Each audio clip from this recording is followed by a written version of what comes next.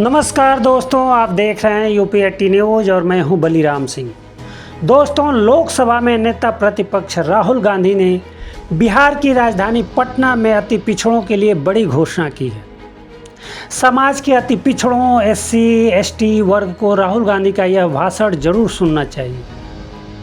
पटना में राहुल गांधी अति पिछड़ा न्याय संकल्प की बैठक में ये बातें बोल रहे थे। राहुल गांधी ने कहा है कि हम चाहते हैं कि सरकारी ठेकों में अनुसूचित जाति, जनजाति और अति पिछड़ा वर्ग को 50% आरक्षण का प्रावधान हो।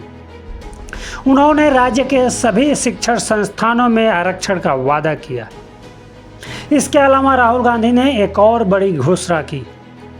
राहुल गांधी ने यह भी कहा कि सरकार में आने पर पिछड़ा वर्ग के भूमिहीनों को शहरी क्षेत्र में आवास के लिए 3 डिसमिल जमीन दी जाएगी। राहुल गांधी की इन घोषणाओं से भाजपा और जदयू में बेचैनी बढ़ गई है। आप राहुल गांधी को सुनिए। एक विजन देना चाहते हैं जो हमारा विजन नहीं है, पार्टियों का विजन नहीं है, अति पिछड़ा समाज का विजन है। और ये जो हमारे पॉइंट्स हैं, 10 पॉइंट्स हैं। EBC atrocity prevention act, EBC reservation local body में जो 50% की सीलिंग है, 9th शेड्यूल में उसे इंक्लूड करना, रिक्रूटमेंट में जो नॉट सूटेबल है उसे इलीगल कराना, 5वें नंबर पे डेडिकेटेड कमेटी, जो भी आपके मतलब समस्याएं हैं, ओवर अंडर इंक्लूजन की जो बात है उसको एक कमेटी देखे। जिनके पास जमीन नहीं है, इसको आप अच्छी तरह सुनिए, जो लैंडलेस लोग हैं, SC ST EBC OBC community के जो भी लैंडलेस हैं बिहार में, उनको 3 डेसिमल रेजिडेंशियल जमीन अर्बन एरियाज में देने का काम, ऐतिहासिक काम है ये। आधी सीटें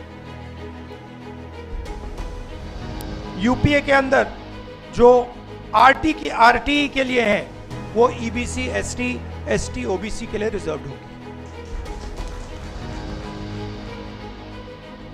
ये अगला सुनिए। ईबीसी एससी एसटी ओबीसी के लिए गवर्नमेंट कॉन्ट्रैक्ट्स में 25 करोड़ के जो कॉन्ट्रैक्ट्स हैं उसमें 50% रिजर्वेशन।